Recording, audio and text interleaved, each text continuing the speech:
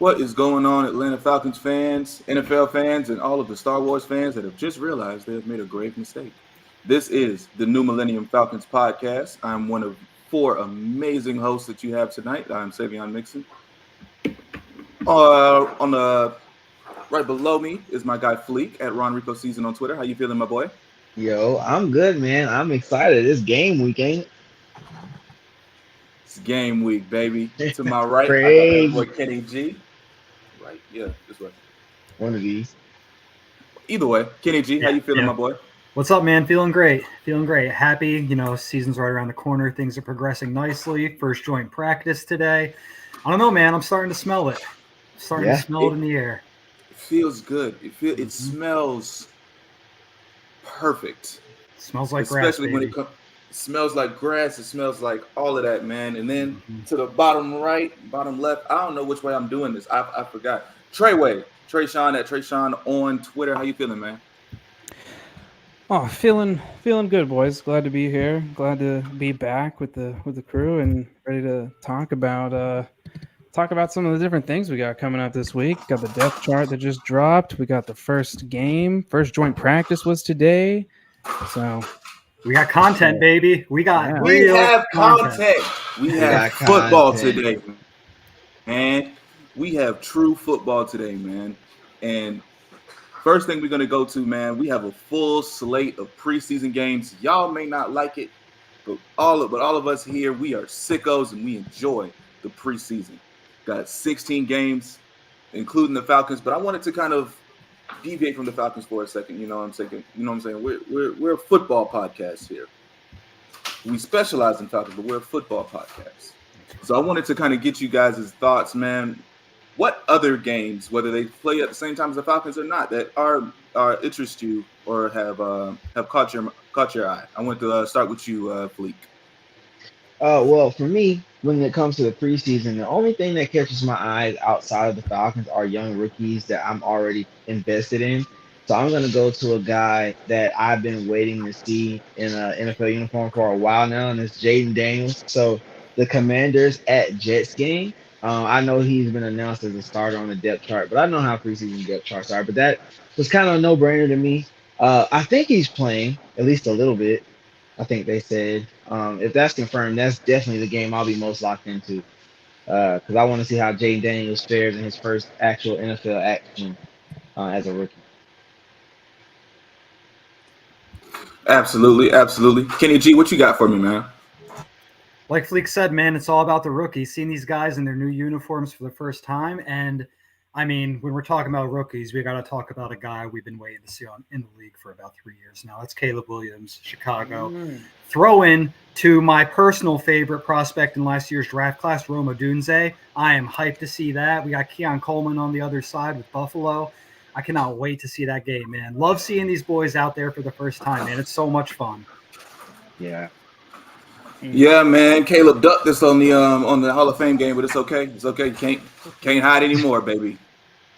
You can't hide anymore. Treyway, what you got for us? Yeah, I think for me it's going to be about watching rookies, and it's going to be a hate watch for sure. Yeah. I want to watch Broncos Colts. And it's not just because of the rookies, so to speak. It's also Sean Payton, obviously. Sean's going to have to cash some checks this year, and I think they're going to start getting bounced as soon as the preseason starts. They came out today and they put Bo Nix down as QB3. Somehow this pick has been not discussed at all in the same way that the Michael Penix one has. So I think that it's going to start being talked about a little bit more after this game. And also, Anthony Richardson, I don't even know if he's playing. I just want to see that he's out there, that he's healthy. I just want to see him go through walkthroughs. I'm hoping that this is the year, AR stays healthy. And, before he got hurt, man, last year he was looking nice. He still he had some freaky plays out there. And, so I think Broncos Colts. I already put down last week for my hall pass that listen, that's going to be a top 5 offense this season. I've already put my stakes down. But I will say that for me, I will have to put Chiefs Jaguars for me because why is Trevor Lawrence playing at all? You know what I mean? Like what's the did he not just get paid $55 million? Hey, Correct. they got to pay for that new facility somehow, man. Yeah. True. But This is Selling out true. preseason tickets by putting T-Law out there. Look, That's insane. That one drive is going to feed families, apparently. That's wild. I don't see what the point is, but I mean, you go up against the Chiefs, you know. I mean, I guess I don't know. You want retribution for I don't know. What I don't know what the reasoning is. I don't understand it. There's a lot of layers to that game, man. We get to see former MVP candidate Carson Wentz of the Chiefs against our That's a boy good Ryan point. Nielsen and the new look Jags defense. Let's Absolutely. go. Yeah, true. Absolutely. Shout out to Tyler that was actually at the joint practices today, Yes, sir. which is what we are going to talk about now. The 16th preseason game that we got that we do have to discuss, and the most important to us, the Atlanta Falcons at the Miami Dolphins this Friday, August 9th at 7 p.m. First of all, shout out to Tyler, man. If you want some videos to see what happened, like you want to see with your own eyes, that's the guy to go see at Tyler DeCina on Twitter. He says, let's see AR thrive. I agree. We all need to see it. We will, Tyler. We will see it. But the Falcons gave us a nice little present today before we get into the joint practices. The official depth chart is out. That's right. The first one of the season. Yep, first one of the season. Can never have too much depth chart talk. So I wanted to get you guys' notes, man. Kenny, what was the first thing that kind of caught your eye about the depth chart when you saw it? The first thing that caught my eye was Arnold Ebiketie being listed as a starter, despite some of the negative talk about him running with the twos during drills and everything. That caught my eye that he was in there rather than James Smith-Williams, who by all accounts has been running with the ones for the most part. And also, not to take another one, but I mean, Charlie Werner being there as the starting tight end, us being listed in 12 was very interesting as well. Yeah, for sure. Yeah, man. I mean, we heard all camp how AK was basically going to be a DPR, was basically going to be, going to look at a significantly lesser role than what we thought. And now we look at it and we look at the first depth chart and he is listed as one of the top guys. But it was a little weird. It was a little weird. Yeah. Yeah. I would say that was probably one of the things that caught my eye as well. Mm-hmm. Honestly, the only other thing that really caught my eye, I'm looking at it again, because I already heard the reports about Ray McCloud. I knew he was up there. Yeah. I mean, I kind of feel like this is what Trey was gonna say, but like Bro, Trey don't Anderson. steal my special. Don't Yeah, be coy. yeah, bro. Don't be coy and Wow. Yeah, bro. I was like, I have All of the I- specialty, that's our specialty connoisseur. Like, Go ahead, do it, brother. that's Go ahead. that's his thing, man. So like, other than that, dude, I mean, I'll say this. Maybe Michael Penix being QB2. I already kind of knew that, but to see it on paper, it was nice. Yeah. I don't know why Taylor Heineke's still here for real, but we can talk about that later. But yeah, I like seeing that. Y'all know I'm on the Penix train, so Yeah. I'm looking for Gunners, Trey, and they're not on here right now. Man. Well, I mean, yeah, we could just go right into special teams. Like, I think, Ray McCloud being listed as the starting punt returner. I'm not surprised that he's competing or like even would be fringe starter with Avery. That's kind of what I was expecting coming into camp. But what surprised me is that Mike Hughes is listed as the backup. And Avery isn't listed as a punt returner at all. I missed that. And so that's I just think that's a really interesting thing to note because one, that's what Avery was better at, like as a returner. Mm-hmm. He was, he led the league in average yards per return before he got injured the following season. And so, like, to see him not listed at all, I was already a little worried about his odds, making the roster as just a dedicated return man, but making it as a kick return only player. I just don't realistically see. I mean, now that we're talking about it, when you look at the running back depth chart, he is listed as the third running back right now. We haven't really heard much about him being used or much talk about him at camp as some of the others. So maybe he is getting some looks there, but I don't know. Seeing him not listed at all for punt return was interesting. And then Troy Anderson taking down that linebacker one spot right now. There's been a lot of chatter about some of the other linebackers on the roster, making it almost impossible for Troy to be able to break back through and to become starter level again. But Raheem said it the other day that we got 3 guys that can start, and I think we are going to see the 3 of them rotate heavily. We'll see Troy and Nate next to each other at times. We'll see all of them play out there as a set. So and it sounds like Bertrand's been doing great, and he's fallen in behind on the depth chart as well. So it seems like everything's going according to plan right now. Yeah, hearing about Bertrand being a pass rusher at was it the scrimmage? I forget what day it was, but him getting some sacks during their live scrimmage and everything. It was that day. Yeah. Mm-hmm. I remember during his film, if they dial up some A-gap blitzes for him and stuff, he'd get through untouched. But I think they were using him on the edge, which I don't really see him doing that when the live rounds are flying, But it's still pretty cool to hear them dialing stuff up for him.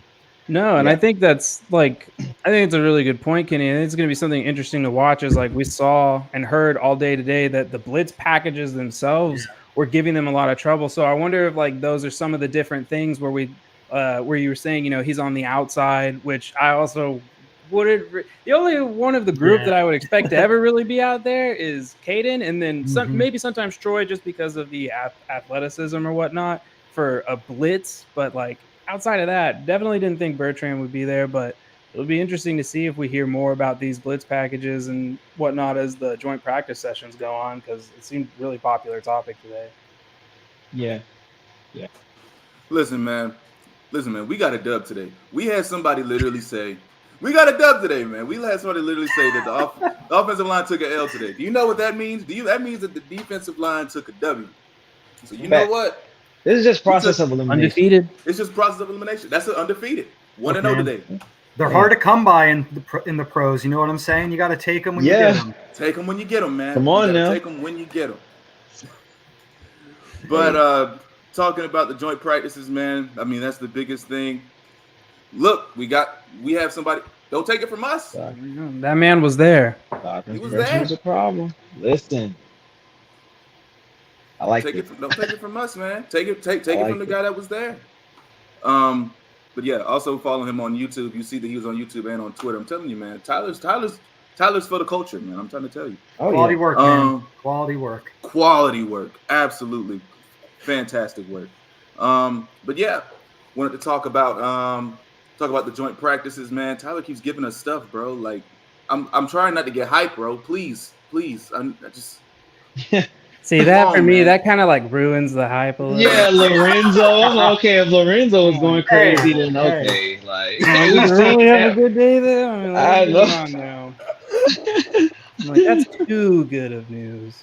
Yeah. I don't know. Yeah.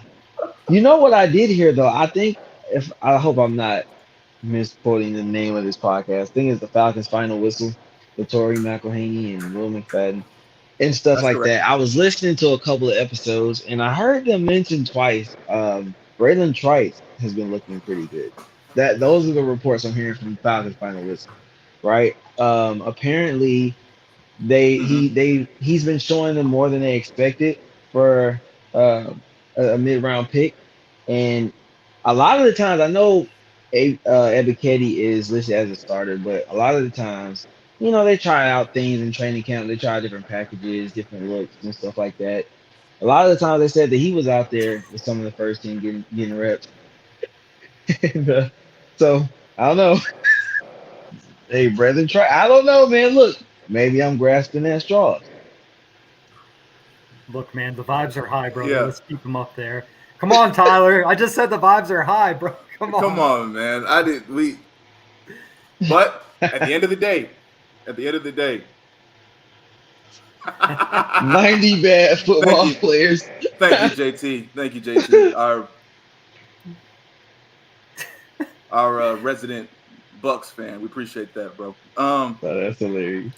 But yeah, other than the amazing work of the defensive line, what else do you guys want to talk about when it comes to this first joint practice? Because there was a good amount of stuff that happened, man. Let's go to Tre'Way. What you thought?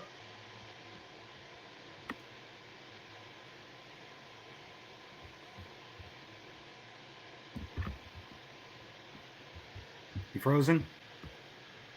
I can see it. Oh, no. There he goes. No, there it is. Ball placement was really good today. It was hard to tell who was throwing in some of the videos, but like from what I saw, I wasn't seeing a ton of separation, which is, it is what it is. But guys were making their catches, but there were some balls that like really just had to be put in the right spot if they were going to have a shot at it, and it looked like consistently.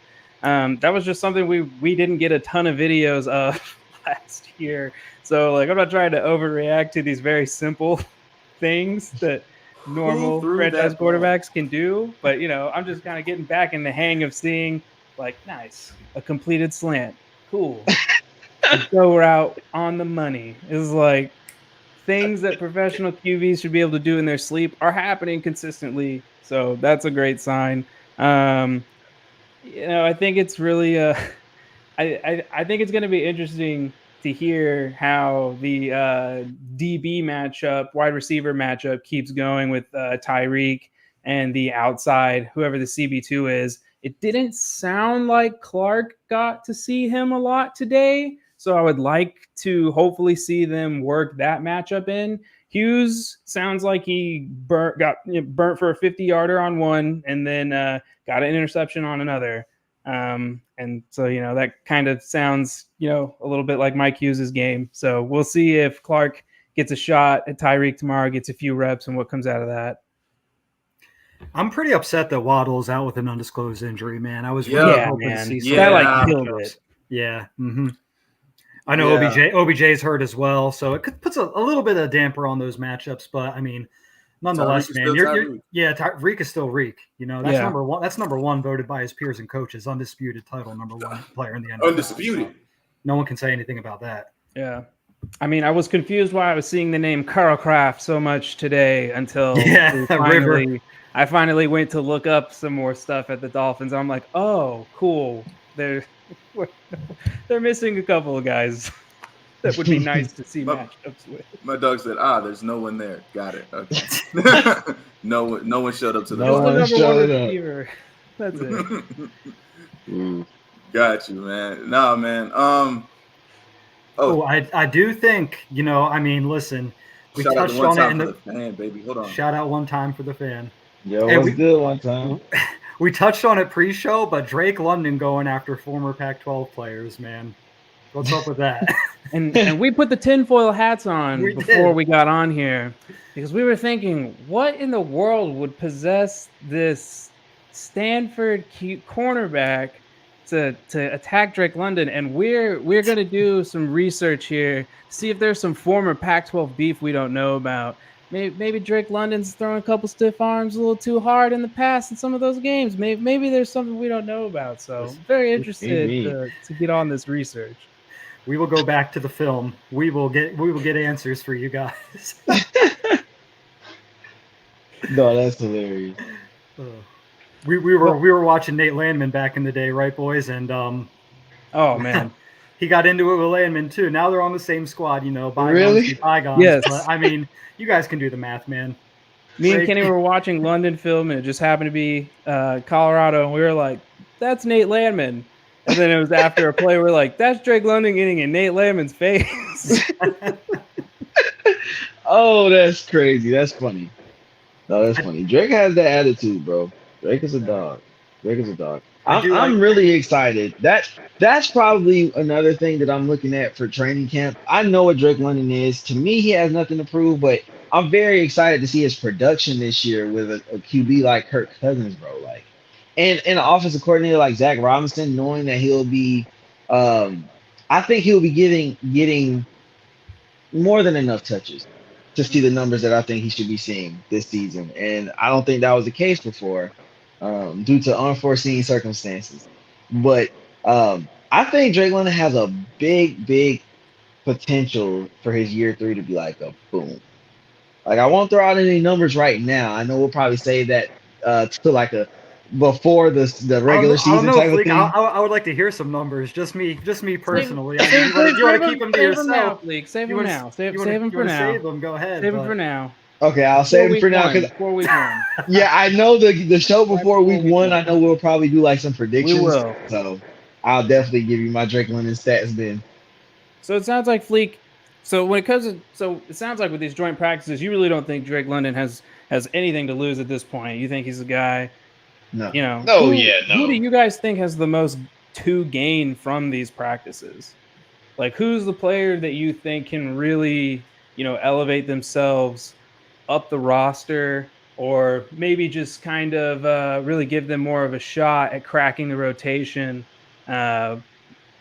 better, more frequently than they are now? I gotta say Clark Phillips, bro. Yeah. Like, Okay. I mean, that position, I know Mike Hughes is CB2 right now, but that position is still up for grabs in my mind. And like he had a couple Sounded nice like plays that the today. other day. Right, yeah, like he had a couple nice plays today. I think he had an interception today too. Like if he keeps making plays and if he ends up up against like Tyreek tomorrow and they get some reps Hopefully he in and he does. looks nice, you know what I'm saying? If he's able Yeah. to, run If with he gets Tyreek somehow. one win against Tyreek, I'm taking that to the bank and running with Oh it. yeah. Yeah. Oh yeah. Yeah. Easy. And also from the preseason game Friday. So like this entire offseason is a big opportunity for him. I really am interested to see Clark go against Tyreek, because Clark's issues on the outside last year was when it came down to like size being a factor. He handled like receivers his own size, or just like not as prolific or like outlier or anything like that. A.T. Perry, and when he's able to go up against people, I think that are more in his range, it'll be interesting to see. Like, obviously, the speed is not comparable, but Clark's a technician, so I just really want to see him get those reps. But I'm sure they'll put a focus on that tomorrow, since they're probably bummed coming into it, like Kenny said, not seeing Waddle or anything like that, because then at least you have another guy. Like Waddle's in terms of like speed threat and everything like that, it's Reek and Waddle, and then Xavier Worthy after this year. But sorry about that, guys. But once I heard A.T. Perry, I knew you guys were talking about Clark Phillips III. we were talking about who had the most to gain, who had the most to lose. Fleek was saying Clark was his guess. Kenny hadn't gone yet. Saivion, do you have anybody you want to throw out there? I mean, who has the most to gain? I mean, probably.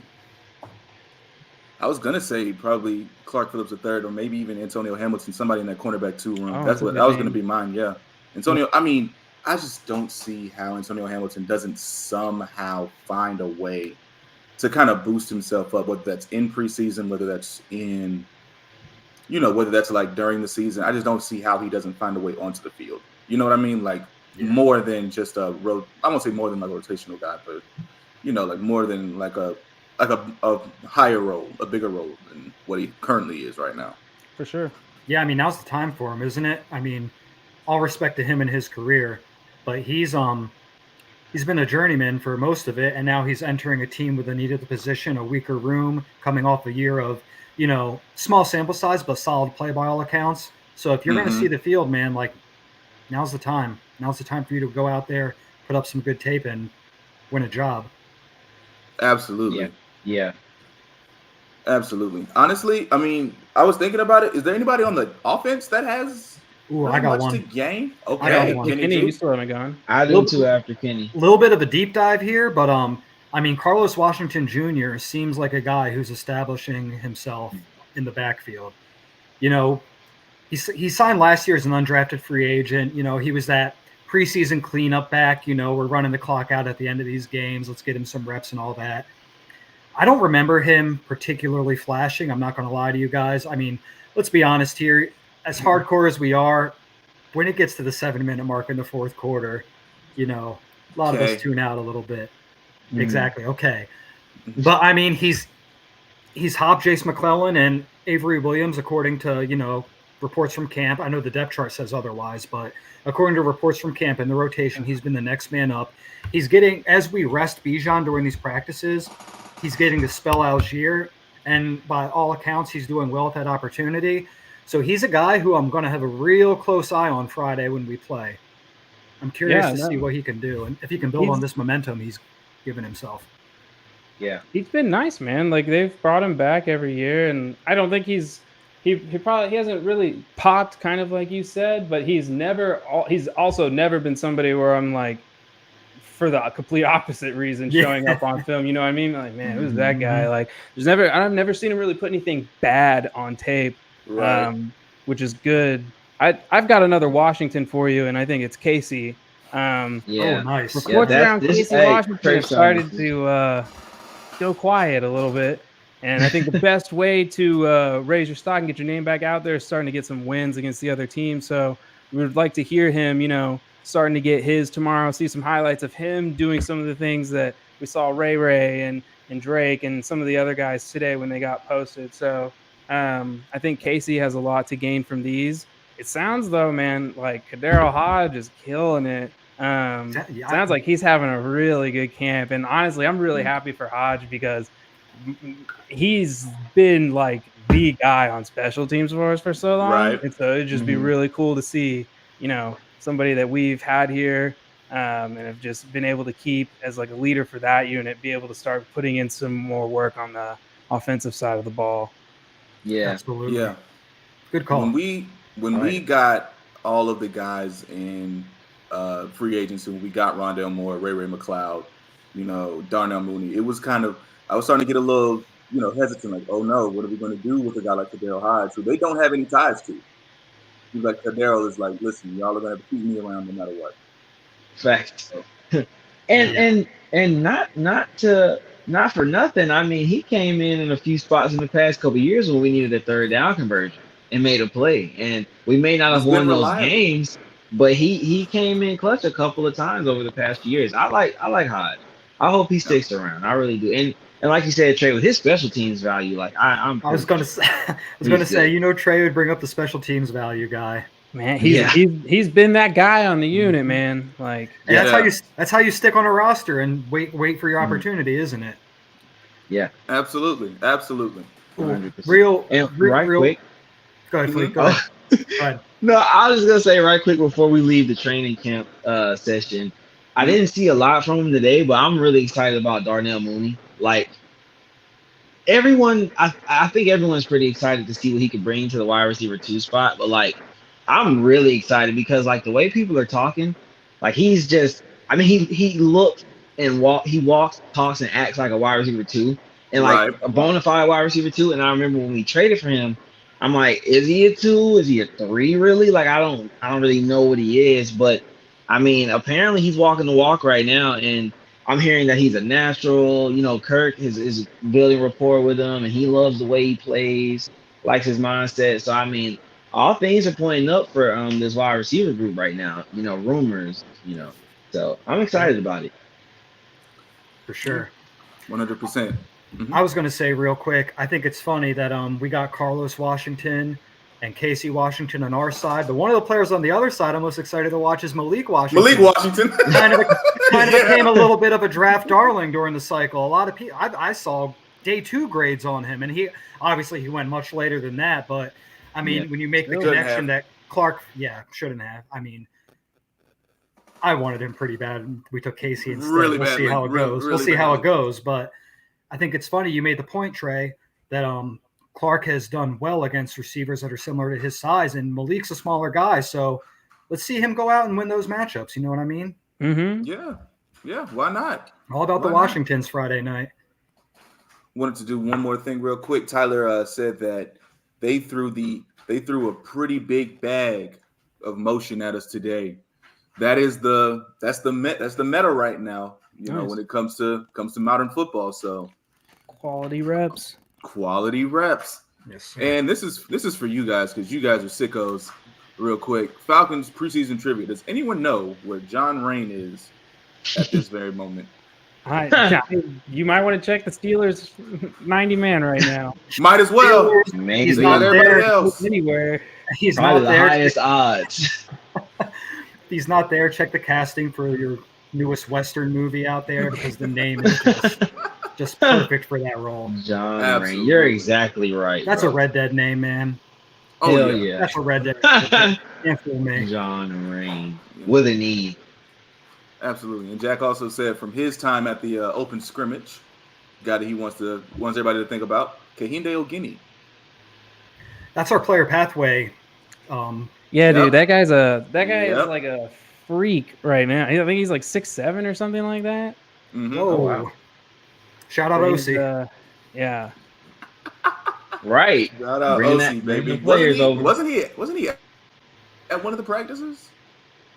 Wasn't he Didn't what? OC, make it in one of the Yeah. practices? Yeah, I did see. OC made it in one of the practices. I Yeah. can't remember which one though. All right, fellas. We have training camp debates today. Two guys will debate one certain topic. A couple of guys that we thought were going to be here are unfortunately not here. But I'm calling it right now. I'm judging the first one. I was just about Judging to say, Trey, I'm judging the first one. that's yours. I was just about to say that you're gonna have to step in as judge. Fleek, you're gonna have to step in as a debater. I 100% believe in you Gotcha. and your 100%. Kenny, this was already your debate. Guys, I want to know who is going to have the better year, the better 2024 at interior linebacker. Fleek, you have Nate Landman. All right. Kenny, you have Troy Anderson. Mr. Treyway? Montana himself. Tre'Way, you will be our judge. Who would like to go first? I mean, I'll go first. No problem here. All right. Because I'm pretty I'm pretty confident in this one, guys. I gotta say. Look. I'm gonna remove myself. Y'all boys have fun. Be easy. Yes, sir. Oh, he really removed himself. Okay. Like dead ass. Okay, cool. All right. So Troy Anderson, let me put it to you simply, is a more important player for this defense than Nate Landman is. Okay? Look, I could take the easy route and just point out to you that Troy Anderson was listed as a starter today, but we're going to throw that out. We're going to throw that out. Now, we know that Troy was drafted as a raw athletic freak. He needs to get the reps under his belt, so he's a little bit of a work in progress. Nonetheless, he brings a skill set to be an effective coverage linebacker, something that we have no other player on the roster brings those tools to the position. It's a passing league, is it not? It's a passing league. So It is. It is. yeah. And he's also shown the ability to, get in the backfield a little bit every now and then, make the use of that athleticism. He's not going to bend the corner or shed many blocks, but hey, he'll fire out of a cannon to get back there and affect the quarterback. He showed flashes of it his rookie year. Now, as for Nate Landman, run-stopping linebackers, no disrespect to Landman, he plays an important role. They're a dime a dozen. Let's just be honest here, okay?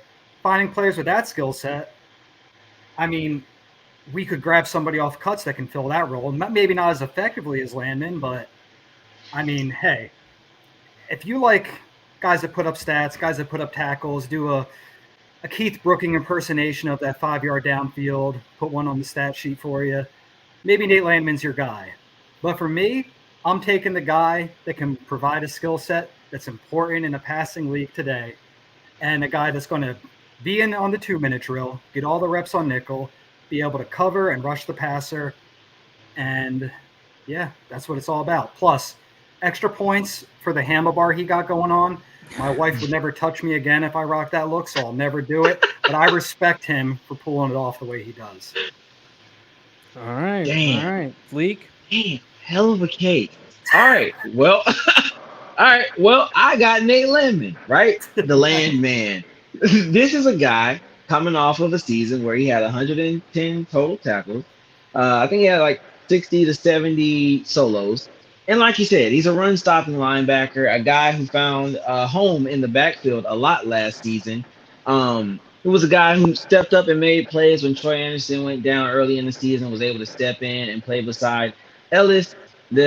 He's been getting reps with the green dot as well so far during training camp. And like Trey mentioned earlier, I think all three of these guys will be out there a lot, but I can see Nate Landman taking the brunt of the work because he stepped up and played such a big vital role last year. And not saying Troy Anderson won't and can't, because I do think he will.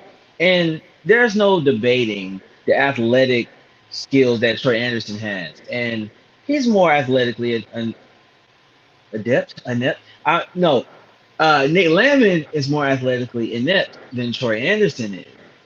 But for what he lacks in athletic ability, he makes up for in heart. And we all know, especially at the linebacker position, if you got the smarts and you got the heart, you can do it, dog. We watched him do it last year. I think he can step up, and you're right. He has to take a few steps forward in his pass coverage game. Not the greatest there, and that's going to be a vital part of the defense this year. So he's going to have to take strides there, but I believe with his mindset and his work ethic, I think he can do it. And I think this is a guy that through the preseason will make plays, enough plays to where Raheem can say, I like what I saw on tape last year. I'm liking what I'm seeing right now. Troy is back. And I don't think Troy's still injured, but he is still coming off of an injury-riddled season. So I will push Nate Landman out there week one, give him the brunt of the work, let him get acclimated into the defense, and we will work Troy Anderson in weeks to come. More and more so. Hey, that's a great job for getting that thrown on you last second, brother. I'll give it up for you. Well done. Well done. Thank you, bro. Thank you. Well, this is a debate as old as time, modernity versus tradition, a proven product versus the car right out of the factory. You know, I think points were made on both sides.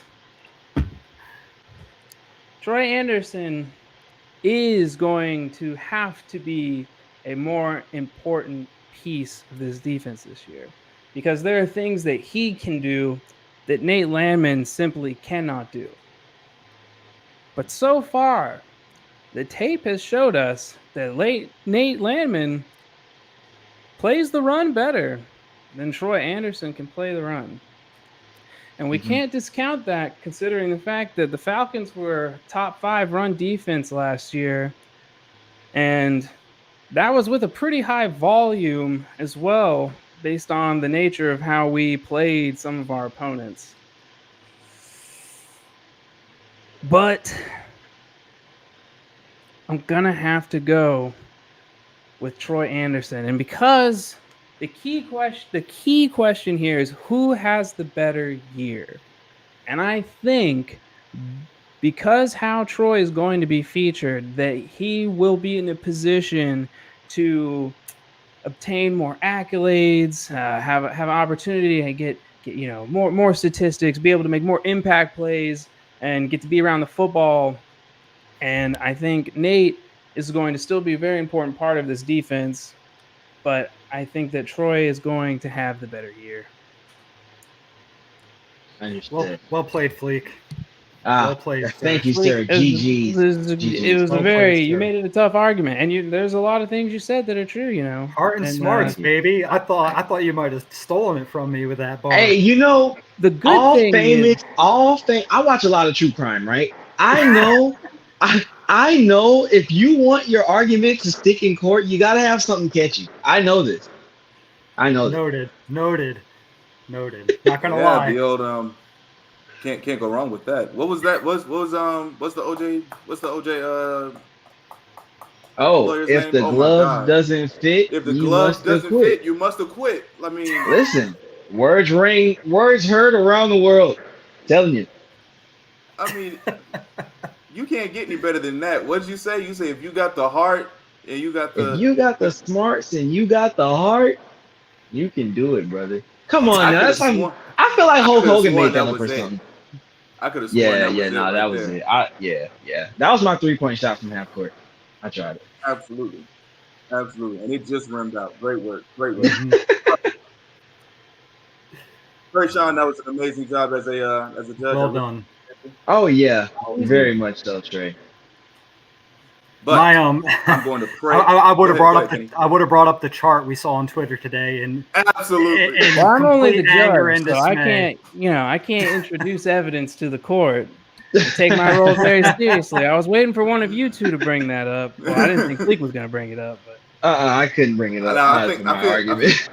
I feel like Fleek could have addressed it like, all right, cool. You know what? They have like data, whatever. But The analytics or whatever. they have the smarts, The but they don't have the analytics. heart.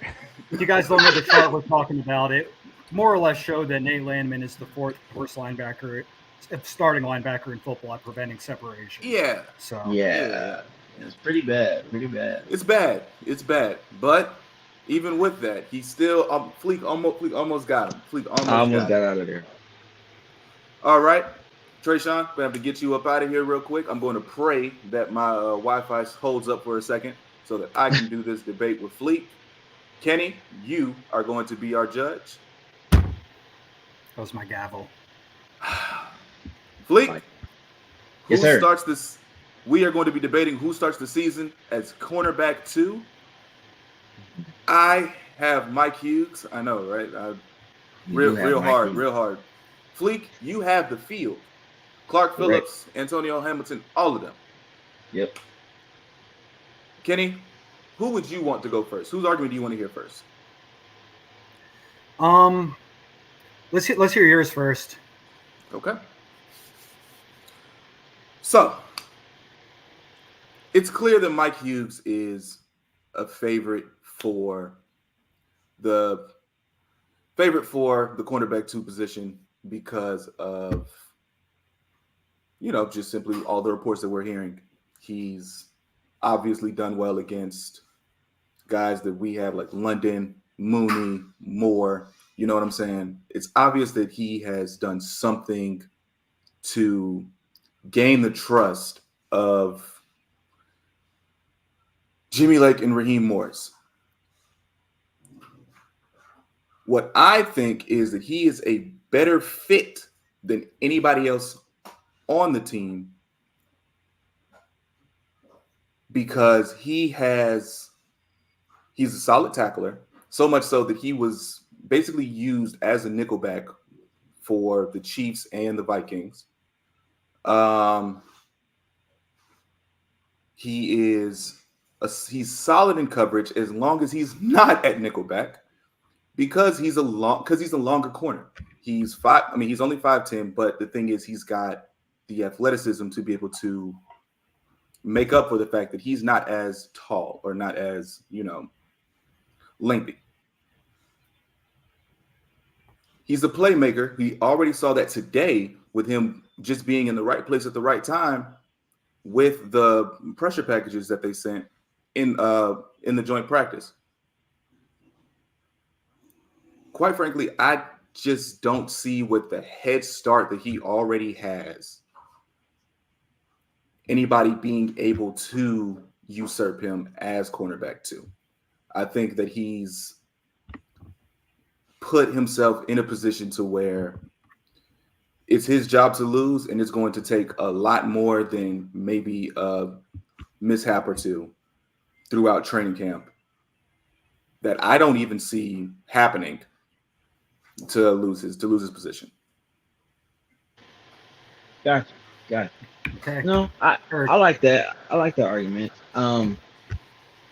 Mike Hughes does currently seem to have a semi-stronghold on the cornerback 2 position.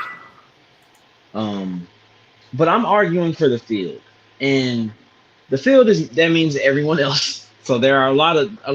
The statistics would say, chances are it's a high chance it could be someone else, right?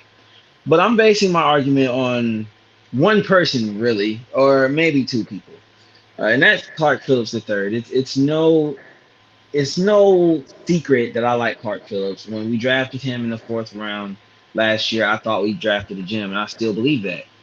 We saw Clark in actual NFL action as a rookie down the line.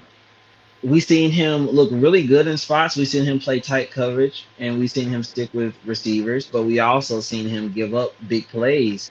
We've seen him get mossed a couple times where his height came into play, and his athleticism not being the greatest, allowing him to be taken advantage of a couple of times down the line as well.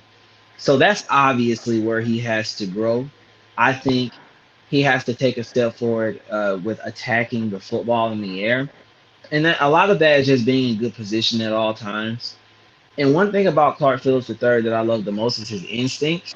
And I know this is the NFL, but when I was watching his film in college, he was a very instinctual player. Like if he felt something, especially playing in zone, he wasn't afraid to jump it. He wasn't afraid to make a play on it. Sometimes that can get you in trouble. We all know, especially in this league, it'll get you in trouble.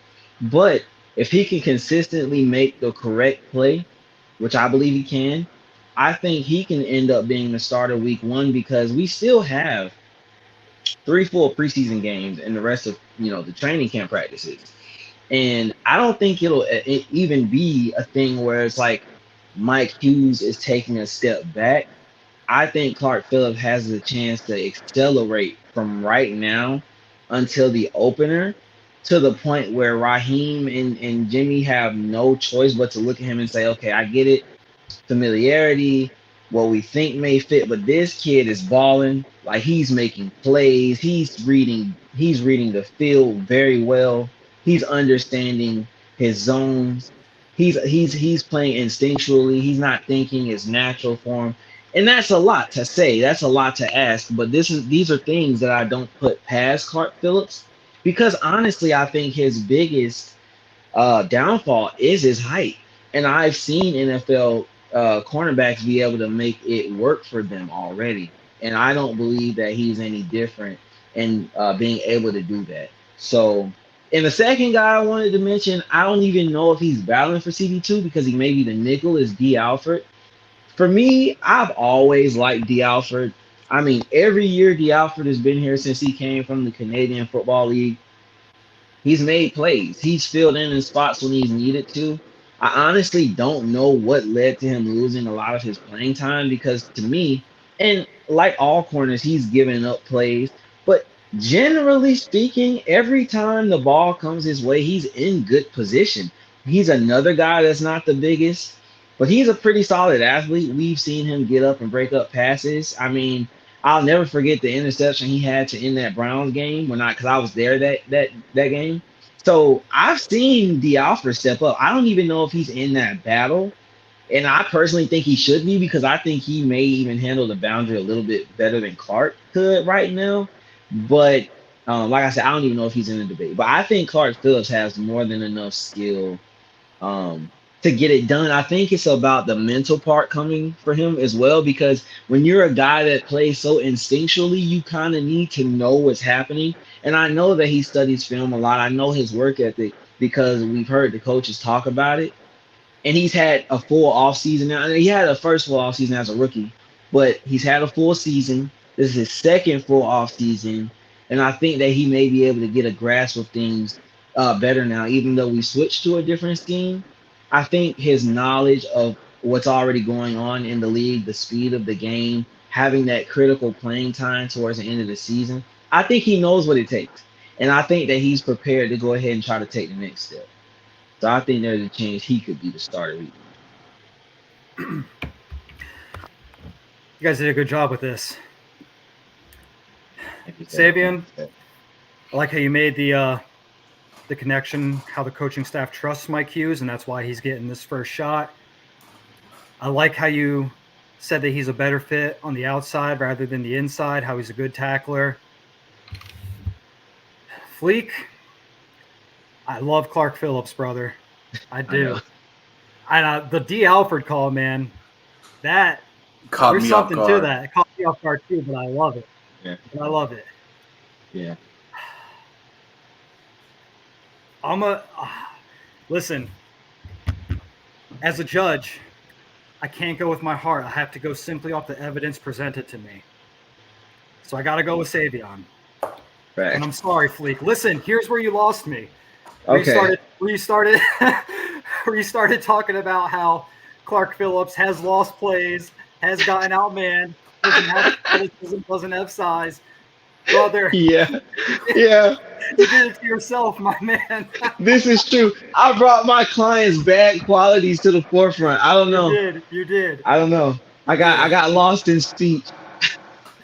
But really, man, that D. Alford call, because I was expecting you to say Antonio Hamilton. You said there's 2 guys you got.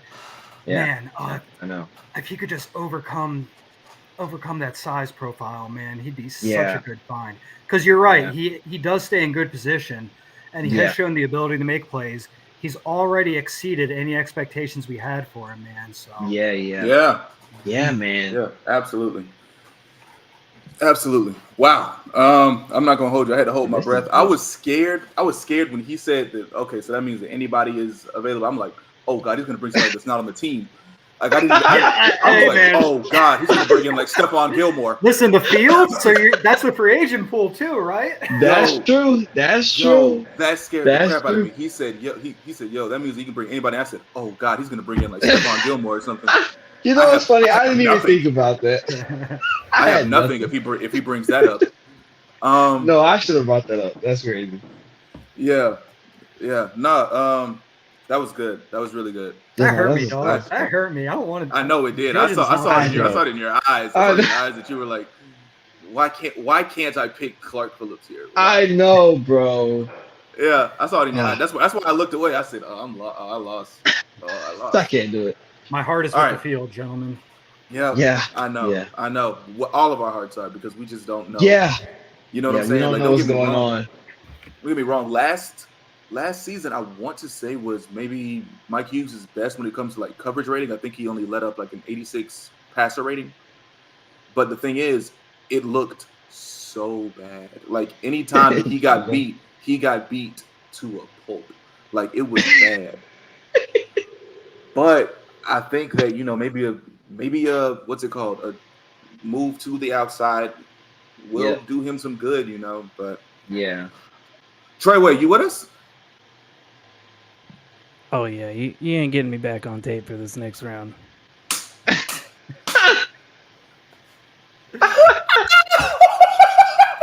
Trey, come on. Listen. Hey, you know what, bro? I understand, bro. Listen, I need somebody to stand in. I want to say the best person to stand in for this because I think, it's already been Fleek and Kenny. I think I'm gonna have to put Kenny on the spot here. I know, bro. But the thing is, Okay. you get the other guy. You get the other guy, not the guy that. Oh, man, not the guy that Trey is sitting here. This is so tough. Hey, good luck, Trey. Called lying season. Listen, Hashtag for those watching, we were assigned to defend these players, man. So You were assigned to defend these guys. Yes. For I sure, assigned for them. just do our jobs to our best capability here. Yeah. All right, Fleek. You fought admirably, my guy. I gotta let you go real quick. Got you.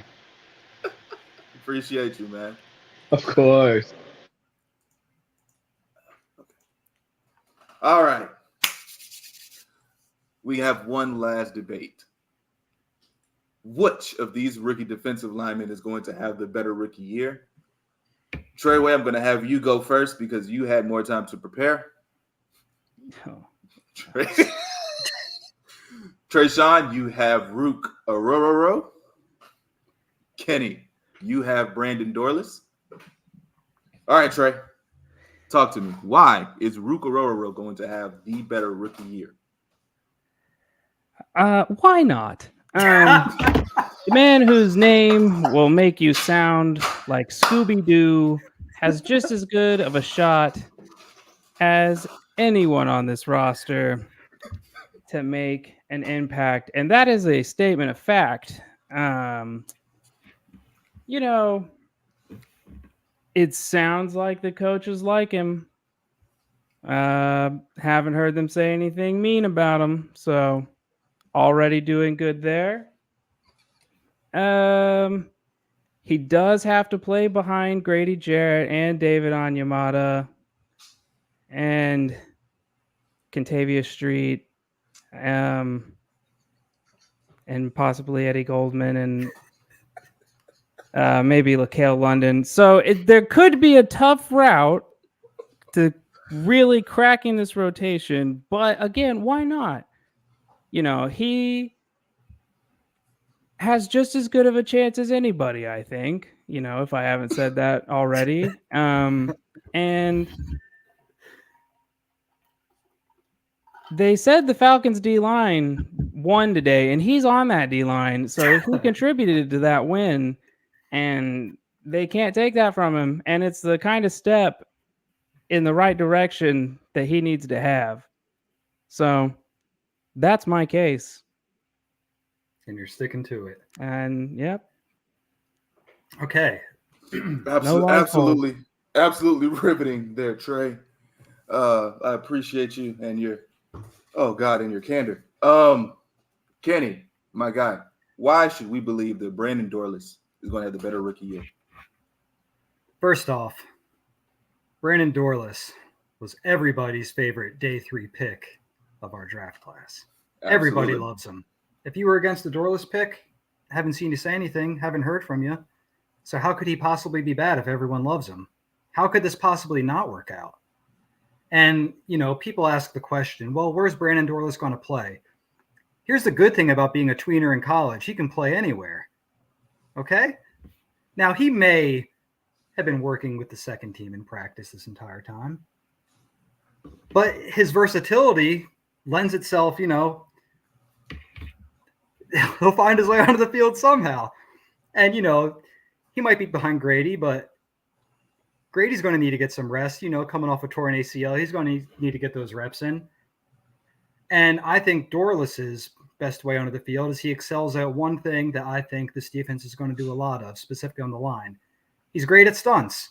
He's great at bending around, using that athleticism to his advantage, pushing the pocket a little bit from there.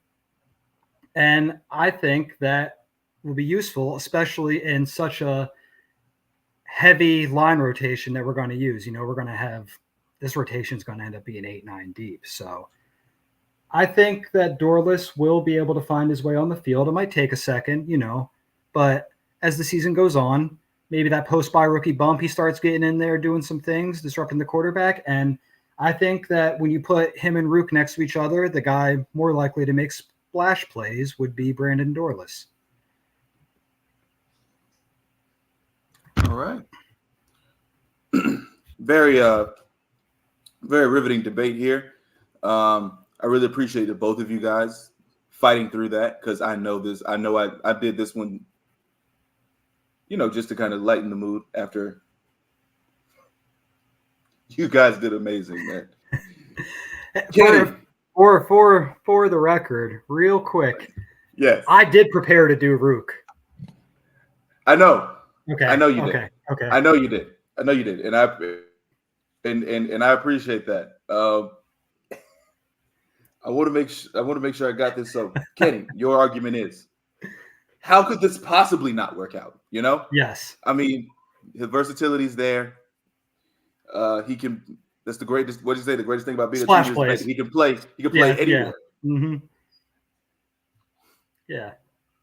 Trey, the Russell Westbrook argument. Why not us? Hey, that's an MVP argument. That's an MVP's argument. Mr. Triple Double himself. Why not us? I mean, the coaches like him. They haven't said anything bad about him. They very well could have, but they have not. I mean,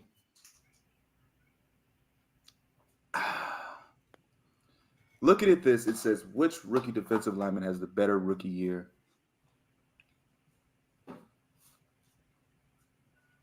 Kenny, I feel like you've swayed me that Dorlus will have a better rookie year than Aurora Rose, simply because there is a path.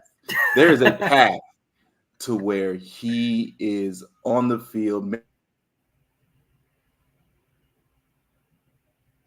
On the field making plays.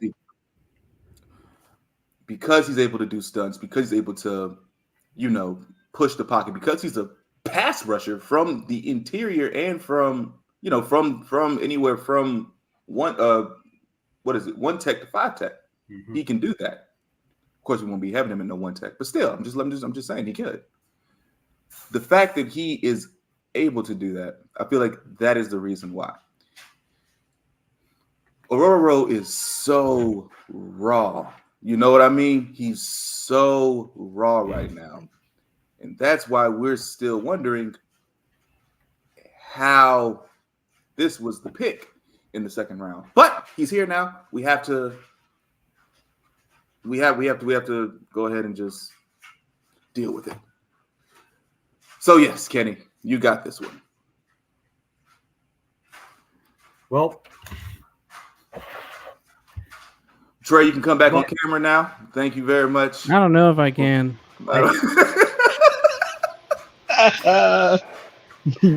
hey. Bro said you'll never see my face again. Trey, thanks for taking one, buddy. You really did. One. You took one for the squad, man. Yeah. Man. All-time charge. Oh, man. All right. We've hit the 1 hour mark, man. Is there anything else that you guys want to say? Anything else you guys want to bring up, Kenny G?